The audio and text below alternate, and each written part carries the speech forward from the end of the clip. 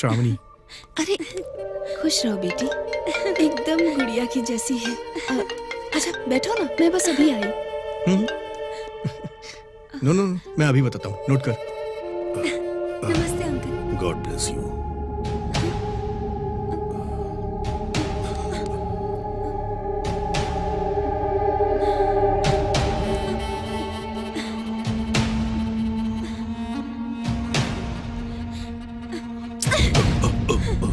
Sorry.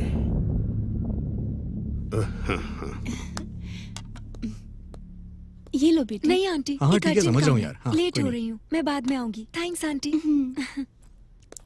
पापा, मैं इसे छोड़ के आता हाँ हूँ। हाँ हाँ। तुम्हारे पापा ने मेरे साथ मिसबिहेव किया, तब से मैंने उनको ऑब्जर्व करना शुरू किया। तब कहीं जाके मुझे पता चला कि वो एक वुमेनाइजर है।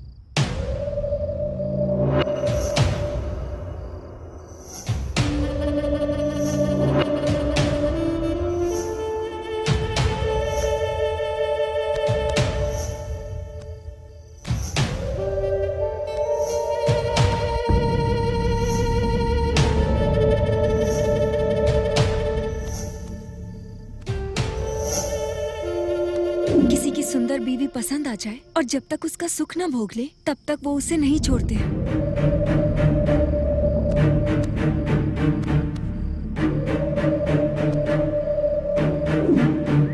वो सबको ब्याज पर पैसे देते हैं और पैसे ना चुकाने पर उस घर की इज्जत को अपना शिकार बनाते हैं। और ये भी ना हुआ तो उसके पति को मार भी देते हैं, उसको हासिल करने के लिए।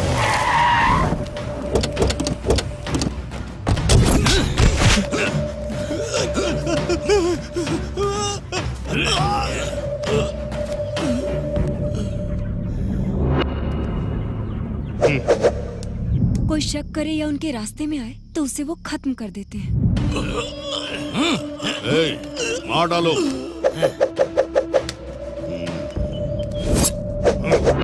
पढ़ाई में पैसों की हेल्प के नाम पर कॉलेज की लड़कियों को भी नहीं छोड़ते। ऐसा कैरेक्टर है तुम्हारे पिता का।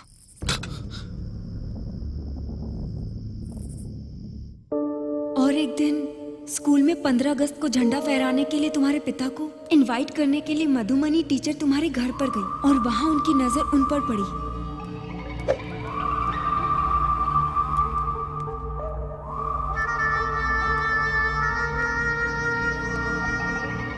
नमस्ते जी। नमस्ते, बैठिए।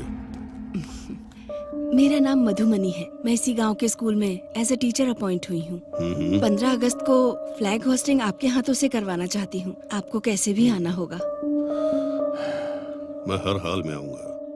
आप कॉफी लेंगी? स्कूल का टाइम हो रहा है, दोबारा आऊंगी तब पीऊंगी। Thank you sir. वो इतनी आसानी से नहीं फंसेंगे, उन्हें पता था, इसलिए उन्हें फंसाने के लिए एक प्लान बनाया। मधुमनी, हाँ? आजकल स्कूल में बच्चे नहीं आ रहे हैं। ए उनके सुरेश, पेरेंट्स से क्या बात बात है? करनी ये पड़ेगी। फूल अभी तक फ्रेश है? ए, फूल की खुशबू तो लेनी पड़ेगी यार। अरे सुनिए, क्या बक रहे हो? सुनिए तो। हाँ? अरे जाने दीजिए। क्या कर रहे हो? अरे, क्या कर रहे हैं आप? सुनिए। अरे तमीज नहीं बात मैं करने की। कैसे- टीचर से ऐसे क्यों बात बहस करते हैं कर क्यों? रहे हैं? यहाँ से चलिए, चलिए ना। अरे सुनिए, यहाँ से चलिए। क्या कर रहे हैं आप? चलिए यहाँ से। सुनिए। टीचर पे हाथ डालता है, बदतमीजी करता है। सर, क्या कर रहे हैं? सर मेरे पति ने मैंने कुछ कोई नहीं बदतमीजी किया। नहीं सर, ये की। झूठ बोल रहा है ये पीछे से- लड़का। अरे सर, इनकी कोई कहाँ ले जा रहे गलती हैं नहीं है मुझे? सर। छोड़िए। सर इनको कहाँ लेके जा रहे हैं?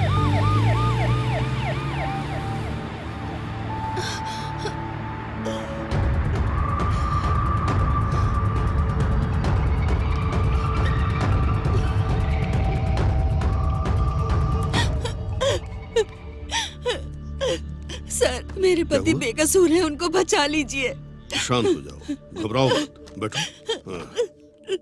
अब बताओ, क्या हुआ तुम्हारे पति को? मेरे पति की कोई गलती नहीं है। हाँ। पहले उन लोगों ने मुझ पर कमेंट किया था। जब मेरे पति ने उनसे बात करनी चाहिए तो उनका बहुत बड़ा झगड़ा हो गया और अनजाने में उस लड़के की चोट लग गई। अरे फिक्र मत करो, मैं हूं ना। कौन सा पुलिस स्टेशन है? वो टाउन वाला। पक्का? हाँ। ठीक है।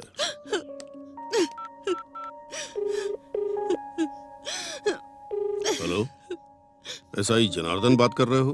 हाँ, मैं प्रेसिडेंट मधुसूदन रेड्डी बोल रहा हूँ। अभी तुमने जिसे अरेस्ट किया है वो मेरे भाई जैसा है। एफआईआर वगैरह फाइल मत करना। पैसों के बारे में चिंता मत करो। हाँ, अभी भिजवाता हूँ। ठीक है, ओके, रुको मैं अभी आता हूँ। हाँ, बस छोटी सी फॉर्मेलिटी है।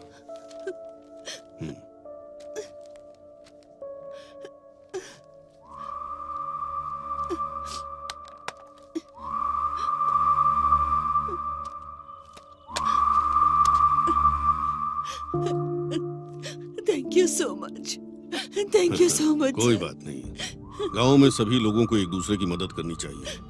आज मैं तुम्हारी जरूरत पर काम आया, कल शायद मुझे तुम्हारी जरूरत पड़ सकती है। तुम मेरी जरूरत पूरी कर देना, ठीक है ना? हाँ? जाओ।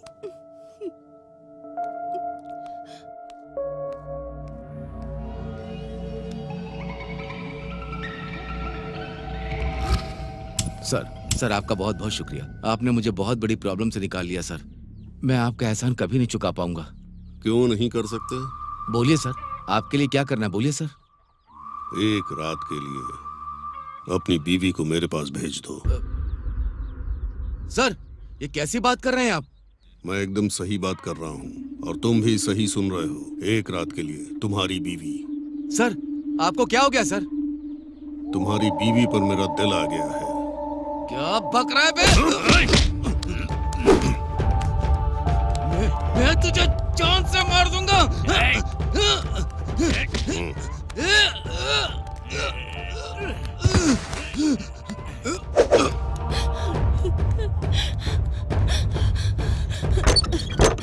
क्या हुआ आपको? सुनिए, सुनिए, ये क्या हो गया आपको?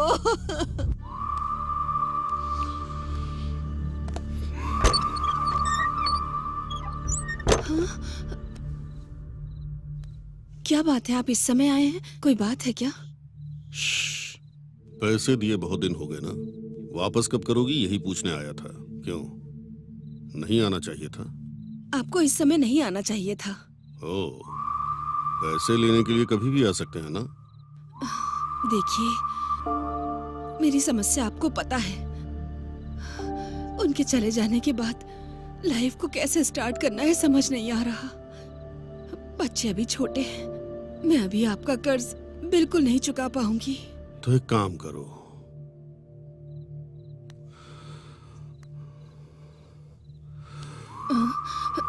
जब कर्ज नहीं चुका पा रही हो तो तुम पर मेरा दिल आया है, मेरी प्यास बुझा दो। हाथ हटाओ। छी, मैंने सोचा था तुम गांव के इज्जतदार आदमी हो। अगर थोड़ी देर और यहाँ रुके तो मैं पूरे गांव को चिल्ला के इकट्ठा कर लूंगी।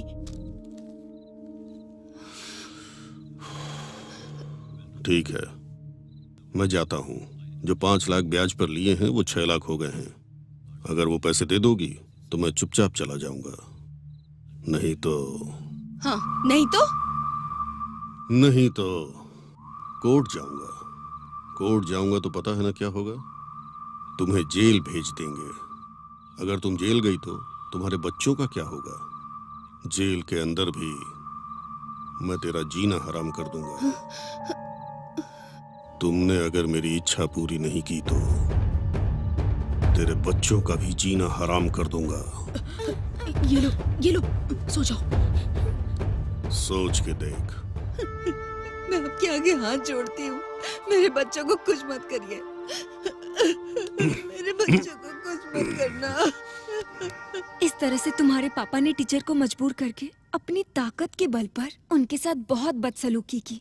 जब ये सब चल रहा था तब उनके दोनों बच्चे छिपकर ये सारी बातें सुन रहे थे।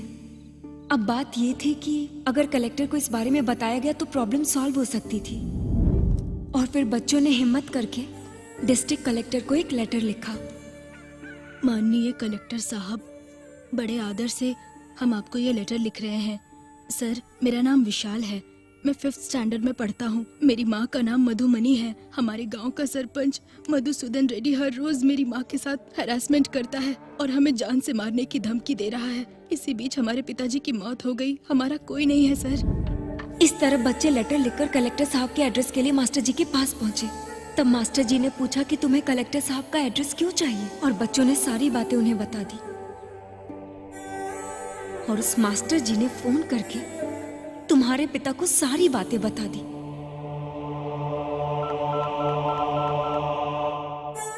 हेलो। बोलो।